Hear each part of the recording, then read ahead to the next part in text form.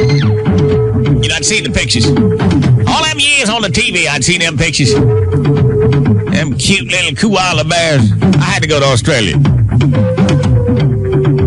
And, I wasn't taking one of them package tours either. Nah, I rented me a car. Estelle was with me. And we were driving through the Australian outback, just going real slow. You know, there was hardly any cars around at all. So I could go like 25 miles an hour and check out the scenery.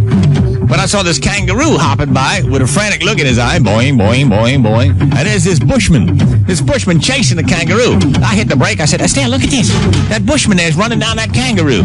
Sure enough, the bushman snagged it. I mean, like he cut it off at the pass, grabbed the kangaroo, threw it down on the ground, and just started knocking the bottom out of it. I mean, that kangaroo, he's got a big old muscular guy. What's had his arm like on the back of the kangaroo's neck, and he just like, he's giving it what for? I mean, Estelle and I both blanched, and we looked away. I said, oh, these animal customs are disgusting, poor animals.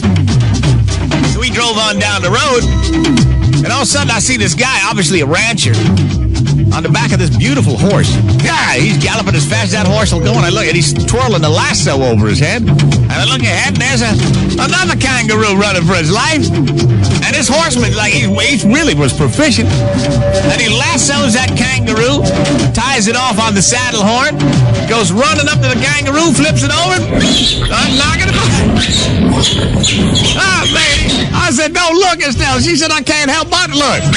Look, he got that kangaroo hog tied and knocking the bottom out of it. So, I hit the gas. I said, I don't want to see any more of this. We come up on this little town, and there's the bar. I said, let's stop and have a cold beer. What do you think? She said, that sounds good to me. So we walk in there, sit at the bar. Two beers, please. Make them cold as you got. I said, Estelle, I'm going to make my bladder gladder. So I went in the bathroom to drain the vein, and there's this one-legged man leaning against the wall, wailing away.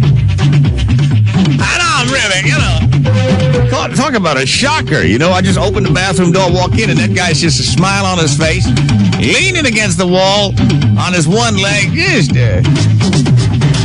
enjoying the fine art of company.